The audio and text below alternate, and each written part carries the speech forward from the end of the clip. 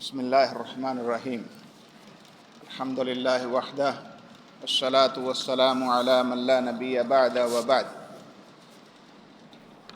مقصود انسانی اور وہ غایت عظمیٰ جس کے لیے انسان کی تخلیق ہوئی وہ عقیدہ ہے۔ اللہ تعالیٰ ارشاد فرماتے ہیں وَمَا خَلَقْتُ الْجِنَّ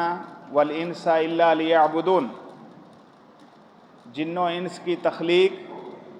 صرف اللہ کی عبادت کے لیے ہے، اور عبادت بغیر عقیدہ کے نہیں ہو سکتی۔ آپ اس کی اہمیت کا اندازہ اس بات سے لگائیے کہ رسول مکرم صلی اللہ علیہ وسلم 13 سال تک عقیدہ کی تبلیغ کرتے رہے، اور جب صحابہ کے دلوں میں عقیدہ راسخ ہو گیا تو پھر قرآن مجید میں باقی احکام نازل ہونے لگے۔ سیدنا جندب ابن عبداللہ رضی اللہ تعالیٰ عنہ بیان کرتے ہیں تعلمنا الایمان قبل ان نتعلم القرآن، ہم نے قرآن سیکھنے سے پہلے ایمان سیکھا، اور پھر جب ہم نے قرآن سیکھا ثم تعلمنا القرآن فازددنا به ایمانا، تو جب ہم نے قرآن سیکھا تو اس نے ہمارے ایمان کو اور بڑھا دیا۔ اسلامی عقیدہ حقیقت میں وہ پختہ ایمان ہے جو اللہ جل جلالہ نے بتایا اور نبی مکرم صلی اللہ علیہ وسلم نے صحابہ کو سمجھا دیا۔ حقیقت میں اللہ پر، فرشتوں پر، کتابوں، رسولوں اور آخرت پر ایمان اور تقدیر پر ایمان، یہ وہ بنیاد اور اساس ہے جس کے ساتھ انسان حقیقی معنوں میں اپنے اللہ اور اس کی تعلیمات کو پہچان سکتا ہے۔ عقیدہ اس وقت تک دلوں میں پختہ نہیں ہوتا جب تک انسان اپنے آپ کو قرآن و سنت کے سامنے سر تسلیم خم نہیں کر دیتا۔ امام زہری علیہ الرحمہ فرمایا کرتے تھے من اللہ العلم وعلی الرسول البلاغ وعلینا التسلیم، علم اللہ کی طرف سے ہے، علم وہ ہے جو اللہ دے، اور رسول کی ذمہ داری وہ علم لوگوں تک پہنچانا ہے، اور ہماری ذمہ داری اس کے سامنے اپنے آپ کو تابع کر لینا ہے، اس کو تسلیم کرنا ہے۔ عقیدہ اسلامی ہدایت اور امن کا سبب ہے، اور اسی وجہ سے معاشروں میں اطمینان اور سکون بنتا ہے۔ جس معاشرے میں صحیح اسلامی عقیدہ پختہ ہو جائے وہ امن کا گہوارہ بن جاتا ہے۔ اللہ جل جلالہ نے قرآن مجید میں اس کو واضح کیا ہے الذین آمنوا ولم یلبسوا ایمانہم بظلم،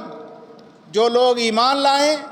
اور اپنے ایمان میں پھر کسی بھی قسم کی ملاوٹ نہ کریں، ولم یلبسوا ایمانہم بظلم اولئک لہم الامن وہم مہتدون،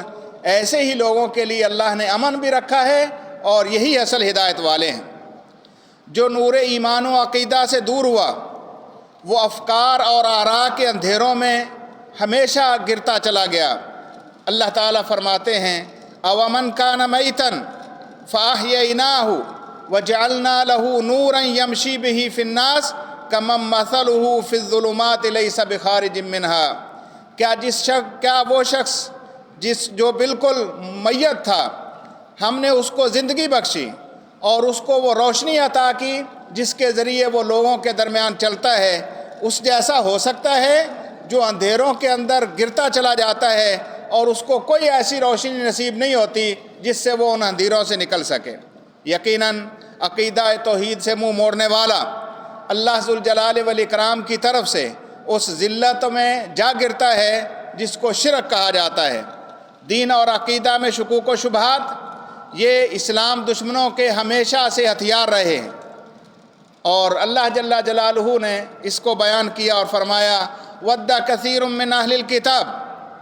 بہت سارے اہل کتاب یہ چاہتے ہیں لَوْ يَرُدُّونَكُمْ مِنْ بَعْدِ إِيمَانِكُمْ كُفَّارًا، کہ وہ تمہیں تمہارے ایمان کے بعد دوبارہ پھر کفر کی دلدل کی طرف گھسیٹ دیں۔ ان کی ہمیشہ یہ کوشش ہوتی ہے، اور وہ اس کوشش کو اس انداز میں پورا کرتے ہیں کہ وہ کسی نہ کسی طریقے اہل ایمان، اہل عقیدہ کے اندر شکوک اور شبہات کو ابھاریں اور ان کے اندر ایسی چیزیں رائج کریں جن کے ذریعے ان کا ایمان متزلزل ہو، اور جب انسان کا عقیدہ درست نہ رہے تو پھر اندھیروں کے اندر جانا اس کے لیے مشکل نہیں رہتا ہے۔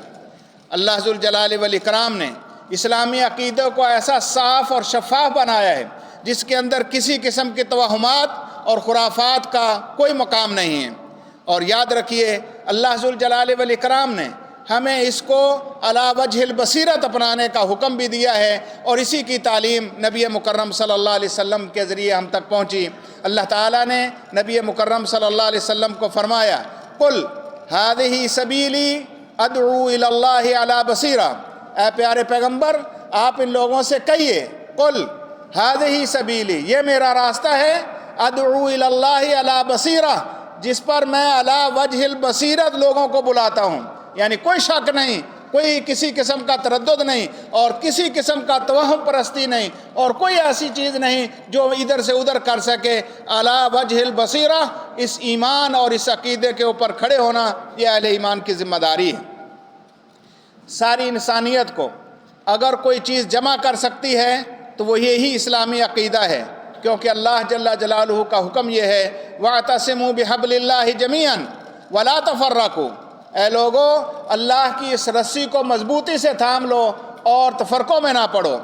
وَاذْكُرُوا نِعْمَةَ اللَّهِ، اللہ کی نعمت کو یاد کرو، اِذْ كُنْتُمْ أَعْدَاءً فَأَلَّفَ بَيْنَ قُلُوبِكُمْ، تم سارے ایک دوسرے کے دشمن تھے، اللہ نے تمہیں جمع کر دیا۔ اور یاد رکھیے قیامت تک اصول یہی ہے، جو بندہ بھی اللہ کی طرف سے دیے گئے عقیدہ و ایمان پر پختگی اختیار کرتا ہے اللہ ان کو جمع فرما دیتا ہے، اور جو توہمات، خرافات اور آراء اور افکار کے پیچھے چلتا ہے، تشکک اور اسی طرح تفکیک اس کا مقدر ٹھہرتی ہے، یعنی انتشار اور خلفشار اس معاشرے کا سبب بن جاتا ہے جو اللہ کے اس بنیادی اصول کو ترک کرتا ہے۔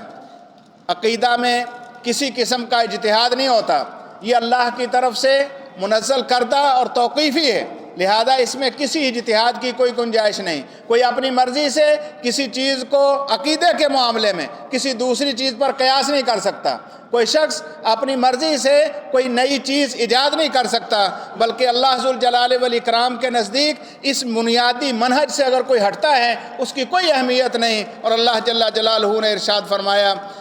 فَقُلْ لِي عَمَلِي وَعَمَلَكُمْ، اے پیارے پیغمبر آپ جب عقیدہ توحید لوگوں کے سامنے رکھ دیں اور کوئی بندہ اس کے اندر کسی بھی قسم کا کوئی دوسرا رویہ اختیار کرے، اس کو علی الاعلان کہہ دو، میرے اعمال میرے ذمہ اور تمہارے ذمہ، یعنی میں قطعاً کسی ایسی چیز کو قبول کرنے والا نہیں ہوں جو اللہ کی بتائی ہوئی تعلیم کے برعکس ہو۔ یاد رکھیے اسلامی عقیدہ آسمانی اور فطرتی عقیدہ ہے، اور اللہ ذوالجلال والاکرام نے یقیناً اسی عقیدے کو قبول کرنا ہے، اور اس کے علاوہ جو بھی کوئی چیز لے کر آئے گا اللہ کے نزدیک اس کی کوئی اہمیت نہیں ہے، کیونکہ اللہ تعالیٰ نے ارشاد فرمایا ہے، وَمَن يَبْتَغِ غَيْرَ الْإِسْلَامِ دِينًا فَلَن يُقْبَلَ مِنْهُ، جو اسلام کے طریقہ عمل سے ہٹ کر کوئی چیز لے کر آیا، مَن يَبْتَغِ غَيْرَ الْإِسْلَامِ دِينًا، جس نے اسلام کے علاوہ کسی بھی چیز کو دین مانا، فَلَن يُقْبَلَ مِنْهُ، اللہ قطعاً اسے اس دین کو قبول نہیں کرے گا۔ اور اسلامی عقیدہ فطرتی عقیدہ ہے، کیونکہ اللہ ذوالجلال والاکرام نے ارشاد فرمایا ہے، فَأَقِمْ وَجْهَكَ لِلدِّينِ حَنِيفًا، اے پیارے پیغمبر آپ اپنے آپ کو اس ایک اللہ کی طرف سے بھیجے ہوئے دین کی طرف یکسو کر لیجئے۔ فَأَقِمْ وَجْهَكَ لِلدِّينِ حَنِيفًا، اللہ کے دین کے ساتھ اپنے آپ کو لگا لیجئے اور اس کے ساتھ خالص ہو جائیے۔ فطرت اللہ، یہ اللہ کی فطرت ہے، فطر الناس علیہا، اور ساری انسانیت کو اللہ نے اسی فطرت پر پیدا کیا ہے۔ جب بھی کوئی بچہ دنیا میں آتا ہے وہ کہاں پر بھی ہو اس کی اصل فطرت اسلام ہے، اور اسلام اللہ کی توحید کا اقرار ہے اور اللہ ذوالجلال والاکرام کے احکام کا ماننا ہے۔ اور یاد رکھیے عقیدہ و منہج اور انسان کا ایمان یہ صرف امیدوں کا نام نہیں ہے، یہ صرف خواہشات کا نام نہیں ہے، بلکہ اصل میں ایمان، اصل عقیدہ یہ ہے کہ اللہ کی ذات پر سب سے پہلے زبان سے اقرار کیا جائے، اقرار باللسان، اور دوسرا تصدیق بالقلب، اور تیسرا عمل بالجوارح۔ سب سے پہلے انسان اقرار کرے پھر دل کے اندر یقین رکھے اور پھر اپنے اعضاء کے ساتھ عمل لے کر آئے، پھر انسان کا ایمان و عقیدہ درست ہوتا ہے۔ اگر کوئی بندہ زبان سے اقرار کرتا ہے لیکن دل کے اندر یقین نہیں ہے، تذبذب ہے، کسی قسم کا شک ہے، کسی قسم کی جو ہے وہ کوئی اور علائش ہے، اس کا ایمان نہیں ہے، اس کا عقیدہ درست نہیں ہے۔ اور اگر کسی شخص کا اقرار بھی ہے اور تصدیق بھی ہے لیکن عمل اس کے مطابق نہیں ہے تو یقیناً ایسا شخص فاسق ہے، فاجر ہے، گناہگار ہے، اللہ جل جلالہ کا عاصی ہے۔ انسان کو چاہیے کہ اپنے عقیدے کی اصلاح کرے، اللہ کی ذات کے ساتھ تعلق وہ بنائے جو اللہ اور اس کے رسول نے بیان کیا ہے، اور وہ اسی صورت میں ہے کہ انسان کا جو اقرار ہو اسی کے مطابق دل کے اندر یقین بھی ہو اور پھر اس کے مطابق اپنے اعضاء سے عمل کر کے آئے۔ اللہ تعالیٰ نے ایمان اور عمل کو قرآن مجید میں جگہ جگہ پر مشترکہ اور ایک جگہ پر ذکر کیا ہے۔ جس شخص کا ایمان درست ہے اس کا عمل صالح ہونا بڑا ضروری ہے۔ اگر کسی کا عمل صالح نہیں ہے تو گویا اس کے ایمان کا عمل کے ساتھ کوئی تعلق اور واسطہ نہیں ہے۔ اللہ سے دعا ہے اللہ ذوالجلال والاکرام انسان کی وہ مقصود اور غایت کو سمجھنے اور اس کے مطابق عمل کرنے والا بنا دے۔ اللہ ہمارے ایمان کی اصلاح فرما دے، اللہ عقیدے کی درستگی نصیب فرما دے، اللہ ہر قسم کی توہمات اور پریشانیوں سے اللہ تعالیٰ محفوظ فرما دے۔ وآخر دعوانا الحمدللہ رب العالمین۔